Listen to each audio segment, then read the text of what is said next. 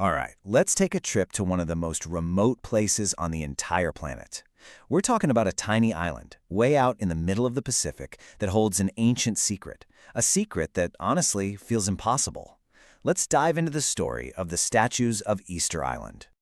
I mean, really try to wrap your head around this.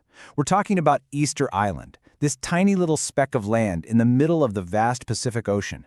It's over 3,500 kilometers from the coast of Chile. So what on earth could be hiding in a place so completely cut off from the rest of the world? Well, the answer is hundreds of these. Enormous, mysterious statues that have puzzled historians and scientists for centuries. It's like they're silent giants, guarding a story that we're still trying to piece together. Okay, so first things first, let's really dig into the scale of this lonely mystery. I mean, these statues aren't just incredible feats of engineering, they're a massive puzzle, just sitting there, in the middle of absolutely nowhere. And these aren't just some random statues, right? They have a name, the Moai. And they're monolithic, which is just a fancy way of saying each one is carved from one single, massive piece of stone. And they were made by the island's original inhabitants, the Rapa Nui people, hundreds and hundreds of years ago.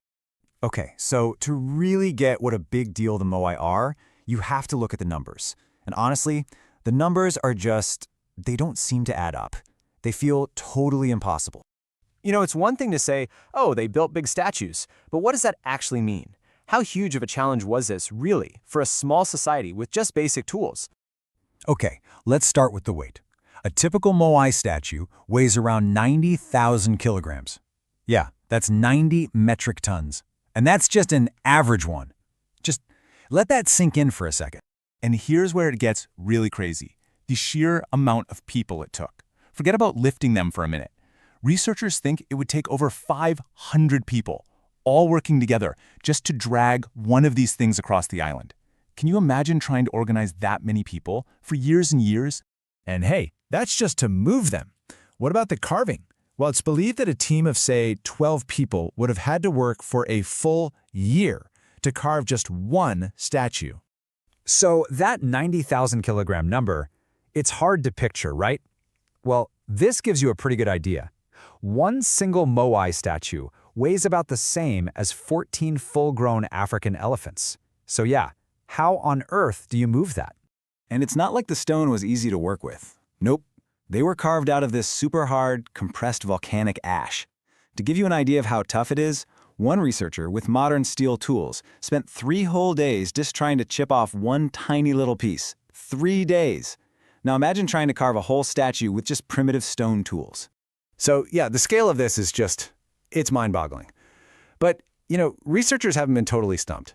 Little by little, they've actually started to solve some pieces of this incredible puzzle. Which, of course, brings us to the big question. How in the world did they do it?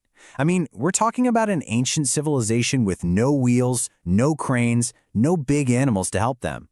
How did they pull off this impossible task? Well, the breakthroughs really came from some classic detective work.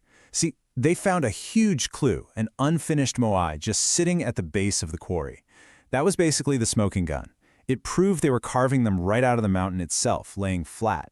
And from there, the best guess is that they used this really complex system of ropes to just slowly inch them across the island. So what we think we know can kind of be boiled down to the simple 2-step process. Step 1, huge teams of people carved the statue right out of the Rano Raraku volcano. And then, step 2, using nothing but ropes, pure muscle, and some serious brainpower, they'd somehow move these giants to their final resting spots. But here's the thing. Figuring out how they did it just opens up even bigger questions. We might have some good ideas about the mechanics of it all, but the really fundamental questions, the human story behind it, that's still a huge mystery. So who were these people, really? We call them the Rapa Nui, but what was their motivation? I mean, what kind of society decides to dedicate centuries of back-breaking labor and a massive chunk of their resources to this? What did it all mean? And that, of course, leads us to the biggest question of all. Why? Why do it? Were these statues supposed to be their ancestors, maybe acting as guardians over the villages? Or was it all just a big status symbol, a way for different clans to show off and say, hey, look how powerful we are? The truth is, we just don't know for sure. So, after all the digging, all the research, the real truth of the Moai is pretty simple. We've got a pretty good handle on the how, but the who and the why, well, that's still very much a mystery. These statues just stand there,